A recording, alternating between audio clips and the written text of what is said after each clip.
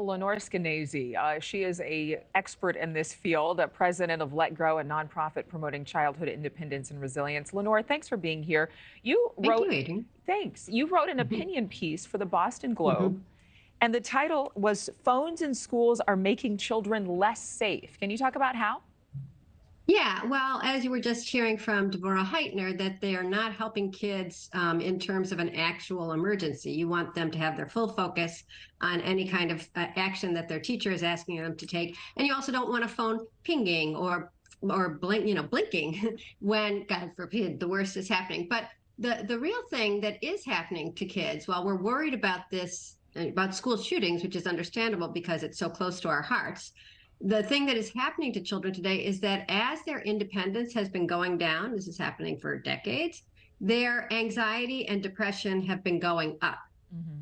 And when parents insist that a child have a phone all the time in school, the message that the kids are getting is that they're not safe and that they have to have their parents literally, well, I'd say literally electronically watching over them all day. And so, just as after school time has been sort of evaporated from kids' lives in terms of just, throwing your book bag down and running outside or getting on your bike like they do in Stranger Things, now we're saying even in school, they have to be adult supervised all the time by their parents. The message that they're getting is that they can't handle anything without an adult directly supervising them all the time. That's demoralizing. It makes you passive. It takes away something called the internal locus of control, the feeling that you can do things. And it makes an external locus of control, which is somebody else in charge of your life. When you have an external locus of control being sort of micromanaged, that is anxiety producing, it's depressing, and it makes you feel like a victim. Well, I'm sure that there are a lot of parents groups who would push back on what you're saying. And I'm sure you've probably had some hearty debates with friends. And Always. yeah, always, because I'm sure there are people who say, listen, this is my kid. I want them to know they always can reach out to me. I'm always available to them. But you did bring up something that sparked attention in my mind, which is the fact that if I have a child in a school and they're more concerned about texting me than being vigilant and being situationally aware in that emergency, get off your phone. I want you to pay attention to a teacher who might be getting you into a closet. I want you to know to stop, drop, and roll. And maybe if you're so hooked to your phone, you are hyper unaware. Hyper unaware is a great new term.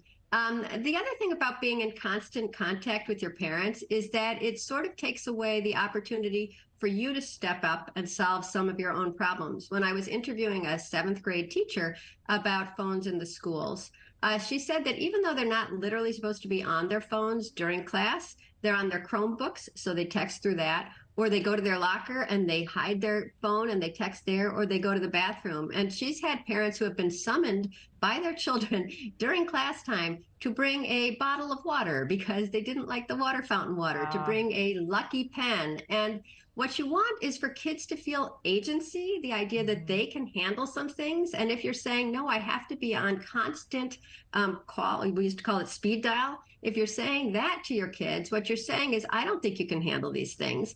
You should know that I'm always there with you.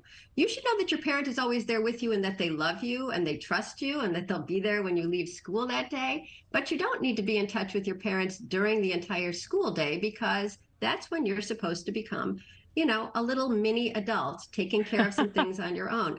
There was one lady I talked to there, the principal at her first graders school had sent a letter home to all the first grade parents saying that the kids are on their watches, which are just like little phones, and that the parents have been texting them during class. So this is too close. You need a little space between yourself and your kids to recognize how competent they are and for them to feel that you trust them. This is such an interesting conversation. I mean, I'm literally like, I could talk to you for an hour, because to know that parents are that glued to their children, I think that speaks to how much fear and a search for and a hunt for control that moms and dads have now, because they don't trust the world. They don't trust a lot of things happening in their kids' school. Thank you for watching. Go to newsnationnow.com to find NewsNation on your television provider. And don't forget to click the red subscribe button below to get more of NewsNation's fact-driven, unbiased coverage.